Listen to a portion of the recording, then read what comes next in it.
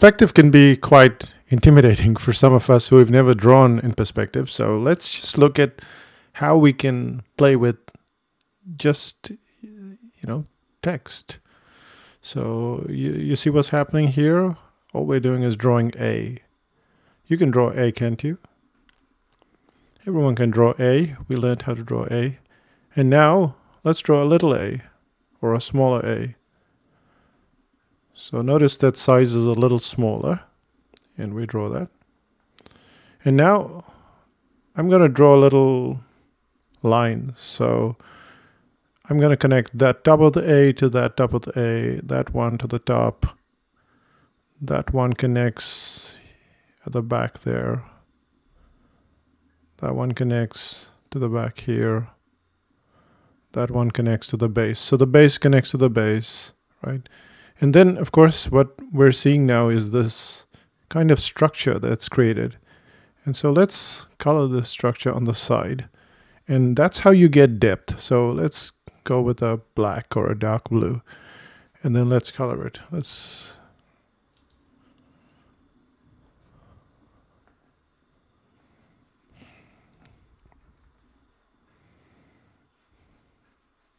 And see, automatically you start to get depth.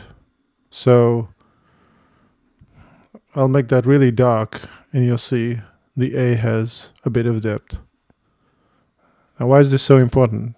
Well, you might not have noticed, but we have drawn the side of a building, or in this case, maybe a roof. So if we color that part as well, that's a roof. So that's the top of the roof. So you can just take alphabets like this and then start using it. Now, when you look at the side of the house, for instance, what is the side of the house? The side of the house, let's delete everything. So the side of the house is simply an eye. It's a big eye. And then we make an eye here as well, about the same size. And then we join the eyes, the top of this one to the top of that one to that one. And when we color it, so when we color this side, suddenly you get depth and perspective. Now the reason why you're getting the depth and perspective is simply because this guy, so this guy is smaller and this guy is bigger. And that's why you're getting that feeling of it going in the distance. We still have those vanishing points. So if you were to start to draw a line here, it would still go vanishing and meet somewhere out there in the distance. But just by drawing bigger and smaller, you will start to get perspective on pretty much anything. Just joining them up, that's pretty close in terms of angle. So let's move it a bit higher up. To get the perspective, it needs to be a little higher up. So that's it. Join and join. And now that we said was the house, right? Now we could put a roof on it, draw a roof like that. And then follow the same parallel. So what do I mean by that? See this thing? And this thing is exactly parallel. So you just follow the same parallel and you're fine. Then we go back to the roof and we join the roof somewhere there. It's not the most amazing perspective in the world. You can get a lot better, but when you're stuck, when you're just beginning, this is what you need. Again, when you're looking at a parallel for the window, supposing you want to put a window here, this and this should be parallel. Parallel, parallel, and then that's parallel to that, that's parallel to that. You draw the window, and then you get that kind of perspective. What else shall we look at? Shall we look at a building, for instance? Same thing. Draw a box here, draw a box there, and then just join the boxes together and you get perspective of the building. Now, obviously this is the side of the building, so when you color it, you can see this is the side of the building. Or it could be a computer box. Or it could be a sofa. So let's zoom that in a bit. And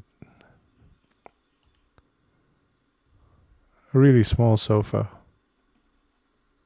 So now what's happening is we drew it that way, right? And now you're thinking, well, I have to draw it this way and get it in perspective this way. And see, he's doing it so fast and I can't do it so fast. And well, here's what's really happening.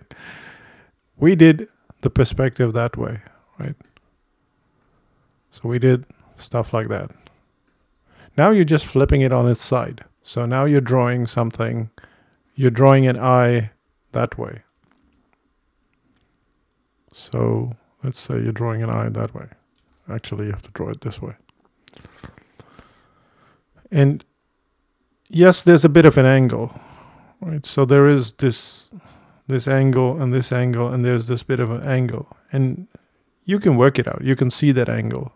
All you have to do is make a smaller version of it and join it properly, not like I'm doing here. And you get this box or this depth. Now, if we want, we can get rid of this guy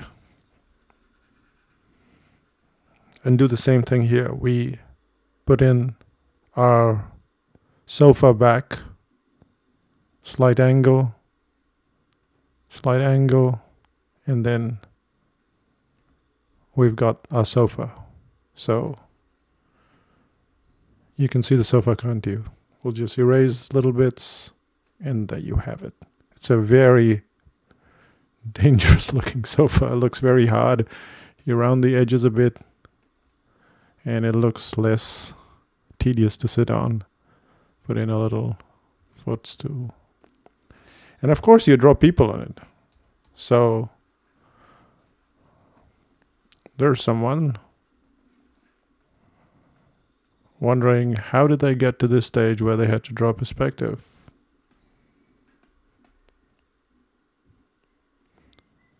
And you can draw big people or bigger people. So you could draw someone like that.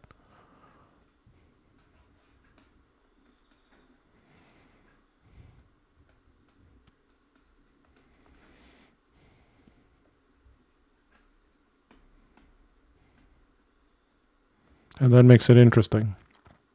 So there you go. Try doing letters, for instance. So try doing A and then a smaller a. And that'll give you a feeling for, oh, I can do this stuff. I can get this depth factor just by coloring it, and I've got this depth factor. Or you try, say, letters like H. The key factor is that it needs to be exactly the same angle. So this guy is going at this angle. So let me show you. This guy's going at this angle. This guy should go at this angle. This guy's going at this angle. He's going at this angle. This is at this angle. This is at this angle. This is the thing that if you start making all these changes, then you don't get the perspective. But as long as they're at the same angle, that and that, that and that, that and that, then you get perfect perspective. So once you join it up, you color it up, and you've got a little house. H for house. We just drew the house, right? So there you go. That's the way to go about it. A for roof. Is that right?